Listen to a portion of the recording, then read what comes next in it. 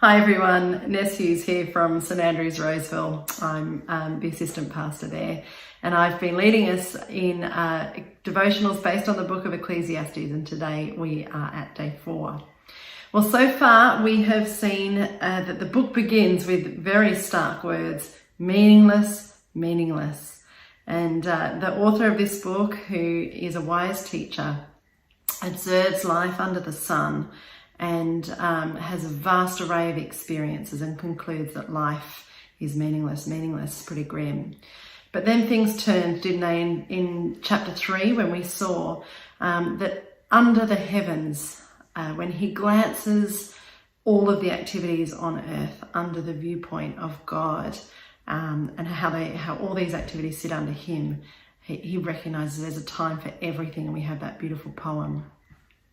So given that life is just a mixture of good and bad and success and failure, but that under God it all makes sense, how are we to live our lives wisely? Well, yesterday, the first clue that we got from the book was that we recognize our own limitations. That since actually our dwelling place for eternity is in heaven, and all of our desires match that eternal dwelling place, there's a limitation actually to what we'll experience here in our lives in this present day. And so really, as we sort of abandon our pride and stop overestimating our own ability to manufacture and maintain like profound purpose in life, instead acknowledging that God is God, and that there are limitations to what we can manufacture for ourselves here on earth. Well, today I'm going to look at a new piece of wise advice that we can glean from this book. So if we abandon our pride, recognize our limitations, that was yesterday. Well, today the message is enjoy life for what it is. And so now we come to our great reward. Let me read from chapter 9. I'm going to begin at verse 7. Go, eat your food with gladness, and drink your wine with a joyful heart, for God has already approved what you do. Always be clothed in white, and always anoint your head with oil. Enjoy life with your wife whom you love, all the days of this meaningless life that God has given you under the sun, all your meaningless days. For this is your lot in life, and in your toilsome labour under the sun. Whatever your hands find to do, do it with all your might. For in the realm of the dead where you are going, there is neither work, nor planning, nor knowledge, nor wisdom. And in fact, if we just flick back to chapter 3, in this moment where he has that perspective shift, we read these words in summary of his new insight there too. Let me read. This is chapter 3, verses 12. I know that there is nothing better for people than to be happy and to do good while they live, that each of them may eat and drink and find satisfaction in all their toil. This is the gift of God. I know that everything God does will endure forever. Nothing can be added to it, and nothing can be taken from it. God does it so that people will fear him. I'm going to get back to that last point a little bit more tomorrow, but today we're going to focus on eating and drinking and doing good while we live, and enjoying all that we have to put our hands to, the toil of our work. And so the point I have here is actually just returning to ordinary pleasures. I think that this idea of eating and drinking and just enjoying life under the sun, even given its limitations, is an excellent reminder just to get back to ordinary pleasures. I think that we live in a time where we have achievement inflation. I don't know if that's a thing, I've just made that up. But we have stopped valuing the ordinary.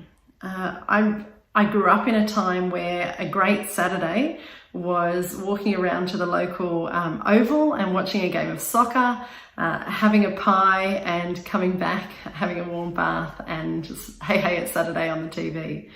They were really great days. And what's wrong with that? They were great days. And I think some of my most enjoyable times in lockdown have been a real return to those ordinary pleasures. A bushwalk on Sunday with a family lunch and reading a book in the afternoon. And I know it's a bit trite to say that, but I think we're all enjoying some of those ordinary pleasures. Back to achievement inflation. I think that we are in a world where we have very high expectations of achievement of one another. It's quite competitive. I remember when my kids were little and quite little, and we had begun swimming lessons, which I had done quite late because who wants to get in a swimming costume that early on with their kids in the pool? So I waited till they were 3. And I remember much shame over my life because at 3, my kids hadn't perfected freestyle. I had started to walk around the North Shore as a middle-aged woman saying, "Hi, I'm Vanessa and my children are 4 and they can only do doggy paddle." My goodness, how did we get to that place? We have high expectations of ourselves too, and this book is a great reminder actually that ordinary pleasures, eating and drinking with your family, with your friends when we can do that again, those simple ordinary pleasures of life are great.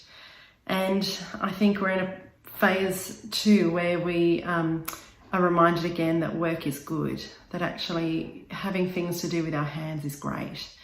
And this book is a wise reminder that a good life under the sun, given all its limitations, is about grateful enjoyment of all that we have.